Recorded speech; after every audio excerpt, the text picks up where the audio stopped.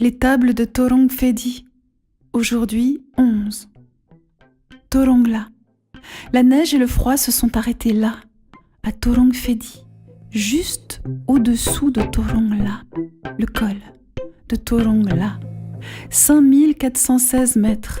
Le point le plus élevé, c'est aujourd'hui et c'est la nuit. C'est aujourd'hui et c'est cette nuit. Départ en ce lieu dit de Torong Fedi, notre plus grande épreuve, la plus haute vallée, le passage. Un passage et l'humanité. Disparition, apparition, passage. Je vis, je suis humaine et une fourmi.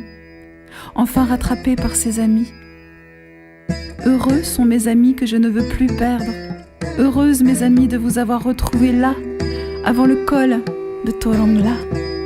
Là, le dernier refuge avant le grand passage, de l'autre côté des Annapurna.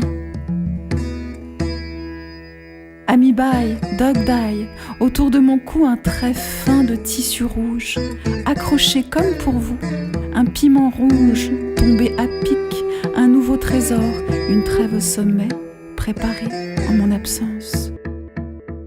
Vous avez la science des magiciens, des talismans, des porte-bonheur. Un engin fétiche, vous m'avez fabriqué. Un objet de chez vous, bien à vous, comme vous dites, bien à moi, que pour moi, comme pour vous. Un foulard pour donner du courage. Passage. Nous sommes prêts pour le passage, pour le voyage de l'autre côté, Amibai, Dogdai et moi. Un col, un nuage entre les jambes de la montagne, un voyage et davantage. Une naissance, une renaissance, une première fois, une dernière première fois. Une chance, un pari, une traversée, une envolée pour l'au-delà. Parole. En cet honneur, Ami prend la parole. Une parole de guide, le portrait de son père. Amibai n'a pas l'air complètement sûr de ce qu'il dit, mais il parle, comme celles et ceux qui savent.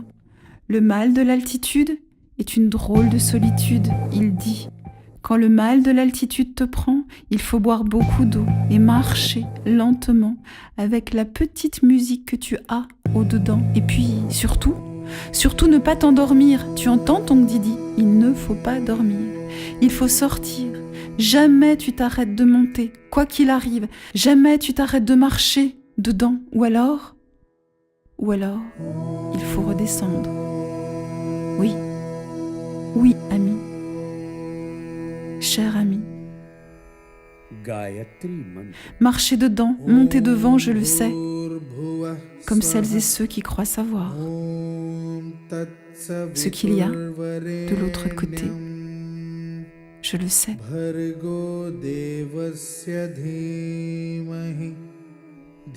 J'ai aimé, j'ai joué, j'ai joui, j'ai hurlé à la vie, rivière, volcan, océan. J'ai marché, j'ai couru, sur les mains, sur les murs, des poignards dans le ventre, des couteaux dans le dos. J'ai dû trahir des porteurs d'eau. J'ai perdu, tout perdu, j'ai attendu, tout attendu, j'ai aimé, j'ai haï, j'ai écrit.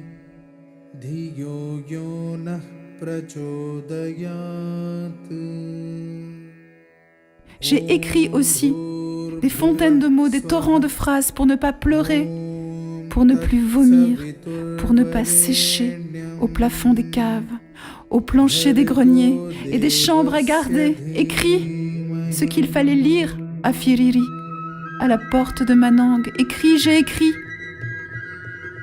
Changer de vie, changer de métier, changer de nom, changer de pays et de pied et de peau. Écrit pour oublier, mais je n'ai rien oublié, rien. Il ne faut pas plus dormir qu'il ne faut oublier. Marcher seulement, il faut marcher, marcher, monter, monter. Aimer encore. J'ai marché lentement, patiemment. Jusqu'ici, j'ai bu des chutes de pluie. Je n'ai pas dormi, pas dormi.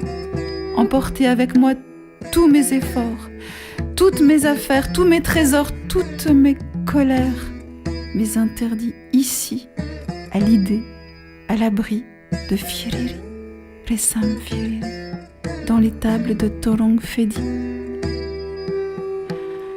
J'ai tout emporté et je n'ai ouvert à personne, ni à la peur qui se défile, les pieds gelés, les mains enflées, ni aux malades qui arrachent les branches des étoiles, ni à la mort qui s'essouffle sous la porte, ni à la mort qui s'essouffle sous la porte.